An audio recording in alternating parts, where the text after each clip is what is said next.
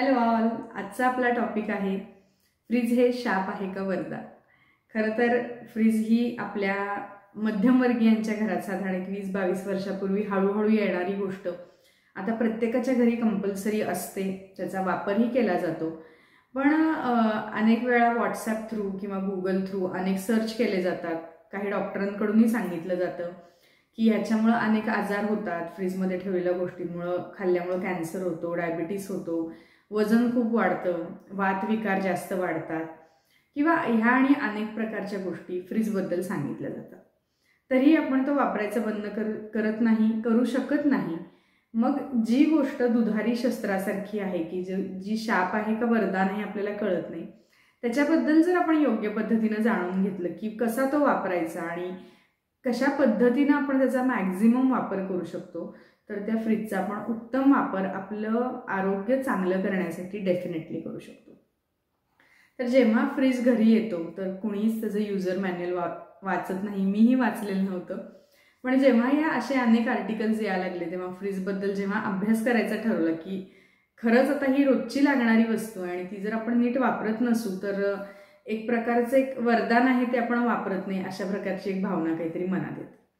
तर फ्रीजचं टेम्परेचर किंवा फ्रीजचा वापर किंवा फ्रीजमध्ये कोणत्या वस्तू ठेवायच्या हे खरं तर तुम्ही कोणत्या भागात राहता त्याच्याप्रमाणे ठरायला पाहिजे। म्हणजे नागपूरची व्यक्ती ज्या पद्धतीनं फ्रीज वापरते त्याच पद्धतीनं मुंबईच्या व्यक्तीनं वापरावा आणि मुंबईची व्यक्ती ज्या पद्धतीनं वापरते त्याच पद्धतीनं पुण्यातल्या व्यक्तीनं वापरावा, हा अतिशय चुकीचा गैरसमज आहे।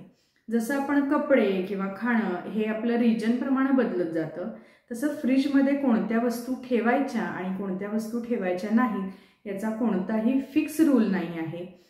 तुम्ही ज्या रिजनमध्ये राहता, तुमच्या घरातली रिक्वायरमेंट काय आहे, तुम्ही किती लोक आहे, तुम्ही किती वेळा घराच्या बाहेर जाता, तुम्हाला भाजी फळं आणणं किती वेळा जमतं आणि तुमचं क्लायमॅटिक कंडिशन कसं आहे त्याच्याप्रमाणेच तुमच्या फ्रीजमध्ये कोणत्या वस्तू ठेवायच्या किंवा ठेवायच्या नाहीत हे ठरतं।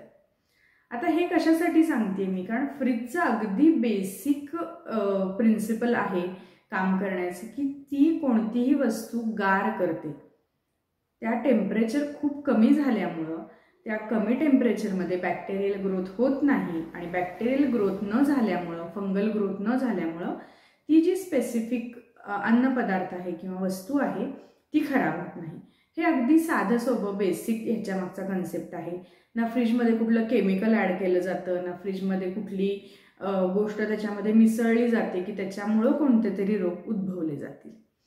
आता याच्यामध्ये मी सांगतेय की क्लायमेट प्रमाणे बदलतं, तर हे कशासाठी, तर फ्रीजमध्ये आपल्याला जनरली आपण फ्रीज कशासाठी वापरतो, तर भाज्या फळं, वेगवेगळे प्रकारचे दुधाचे पदार्थ, त्याच्यानंतर वेगवेगळ्या प्रकारचे मसाले, ज्यूस, पाणी, असे वेगवेगळे जे बेसिक जनरली फ्रीज ह्या सगळ्या गोष्टींसाठी वापरला जातो।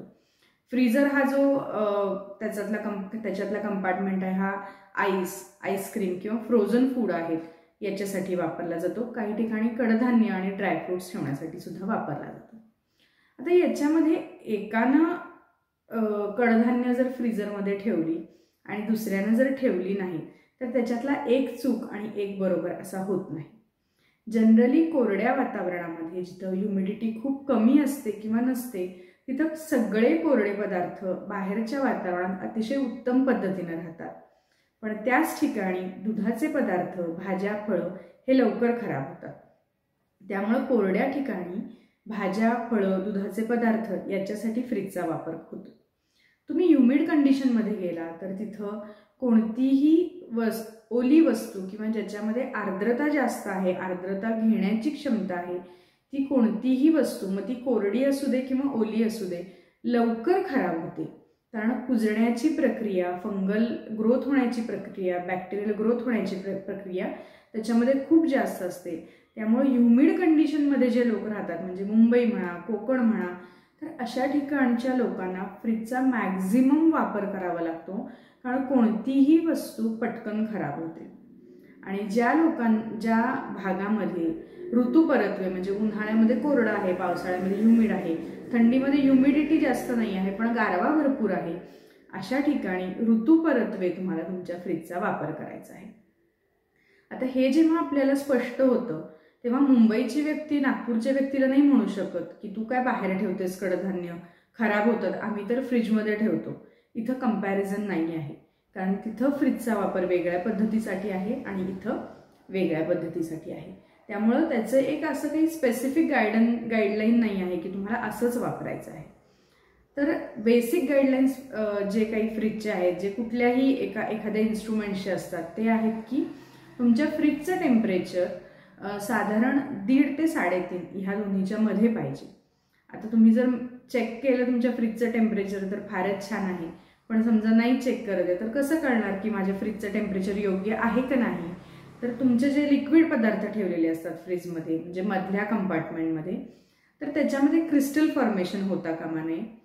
तुमच्या ज्या भाज्या फळं आहेत, जी साधारण त्यांची शेल्फ लाईफ असते 7 ते 8 दिवस, तेवढे दिवस उत्तम पद्धतीनं राहायला पाहिजे. आणि जे कुक्ड फूड आहे, म्हणजे शिजवलेलं अन्न जे आपण ठेवतो, ते लवकर खराब होता कामा नये. साधारण 3 ते 4 दिवस ते आहे त्या कंडिशनमध्ये योग्य पद्धतीनं राहायला पाहिजे.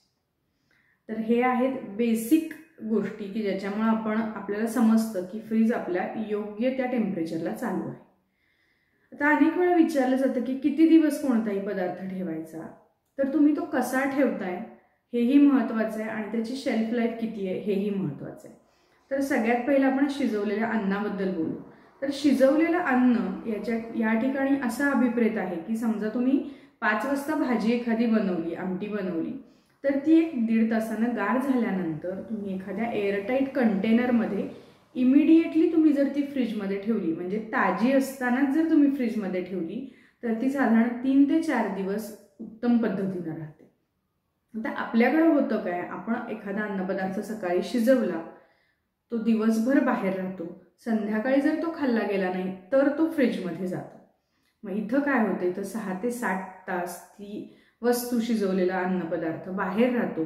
त्याच्यात ऑलरेडी बॅक्टेरियल फंगल ग्रोथ सुरू झालेली असते आणि त्याच्यानंतर तो आपण आतमध्ये ठेवतो आणि मग तो पदार्थ तुम्ही 3 ते 4 दिवस ठेवला तर तो नक्कीच तुमच्या तब्येतीसाठी हानिकारक असतो. त्यामुळं पदार्थ बनवून गार करून लगेच जर तुम्ही फ्रीजमध्ये ठेवला तर तो तुम्ही 3 ते 4 दिवसानंतर वापरू शकता. इथे सुद्धा अजून एक महत्त्वाची गोष्ट आहे, दुधाच्या पदार्थांसाठी सुद्धा सतत बाहेर काढणं, ते थॉ करणं म्हणजे नॉर्मल करणं आणि मग परत आत ठेवणं, ही जर प्रोसिजर सतत होत असेल तर कोणताही पदार्थ फ्रीजमध्ये जरी असला तरी तो संपूर्णपणे खराब होऊ शकतो. आता याच्यामध्ये फ्रीजचा स्मार्टली वापर करणं म्हणजे काय आहे, तर फ्रीजचा प्रत्येक कंपार्टमेंट वेगवेगळ्या गोष्टींसाठी डेडिकेट करणं, म्हणजे दुधासाठी 1 कप्पा, शिजवलेल्या अन्नासाठी 1 कप्पा आणि राहिलेल्या गोष्टींसाठी 1 कप्पा. आता हे केल्यामुळं काय होतं तर जे मिक्स्ड इन्फेक्शन म्हणजे मिक्स्ड कंटॅमिनेशन होणार आहे, म्हणजे दुधाच्या पदार्थांमध्ये शिजवलेल्या अन्नाचं कंटॅमिनेशन जे होणार आहे ते होणं बरंचसं बंद होतं. दुसरी गोष्ट, फ्रीजमध्ये जे तुम्ही कंटेनर्स वापरताय ते जनरली असे चपटे असावेत आणि फुल्ली कव्हर्ड लीड असलेले असावेत. याच्यामुळं काय होतं की चपटे असल्यामुळं त्याचं कूलिंग लवकर होतं आणि कव्हर्ड असल्यामुळं त्याचं क्रॉस कंटॅमिनेशन अजिबात होत नाही. भाज्यासुद्धा स्वच्छ धुवून त्याच्यामध्ये स्वच्छ निवडून त्याच्यामध्ये कोणताही मॉइश्चर राहणार नाही अशा पद्धतीनं जर व्यवस्थित स्टोअर केल्या तर ते 7 ते 8 दिवस अतिशय उत्तम पद्धतीने राहतात. आता अनेक लोकांच्या मनात फ्रोझन फूडबद्दल भयंकर मिसकन्सेप्शन्स आहे की फ्रोझन फूड खराब असतं, तुम्ही खायलाच नाही पाहिजे, त्यांना अनेक रोग होतात. तर भारतीय लोक हे लॉजिक वापरण्यासाठी अतिशय जगात सगळीकडे फेमस आहेत की त्यांचं लॉजिकल थिंकिंग खूप स्ट्रॉंग आहे. तर तुम्ही एक गोष्ट मला सांगा, एखादे मटार असतील किंवा कोणतंही फूड असेल ते तुम्ही शिजवलंय आणि इमिडिएट तुम्ही फ्रीजरला ट्रान्सफर केलंय, त्याच्यामध्ये तुम्ही कोणतंही केमिकल ॲड केलेलं नाही आहे किंवा त्याच्यामध्ये काही बॅक्टेरियल ग्रोथ सुरू झालेली नाही आहे आणि तुम्ही फक्त ते गार करताय म्हणून ते छान राहते, एवढी एक बेसिक कन्सेप्ट आहे आणि ते खाल्ल्यामुळं तुम्हाला आजार कसे मिळतील हे फक्त मला सांगा. आता प्रोव्हाइडेड तुम्ही जे फ्रोझन फूड विकत घेताय त्या फ्रोझन फूडमध्ये जर अनेक प्रकारचे केमिकल घातलेले असतील, अनेक प्रकारच्या अशा गोष्टी अनहेल्दी घातलेल्या असतील की ज्या तुम्हाला हार्मफुल आहेत, तर त्या फ्रोझन फूडमुळं तुम्हाला नक्कीच कोणता तरी आजार होणं, पचनाचा आजार होणं अशा गोष्टी होण्याची शक्यता आहे. पण ज्या व्हेजिटेबल्स आहेत किंवा अनेक प्रकारचे पल्प मिळतात तर त्या गोष्टी तुम्ही फ्रीझरमध्ये ठेवून वापरल्या तर त्याच्यामध्ये कोणताही हार्म नाही आहे.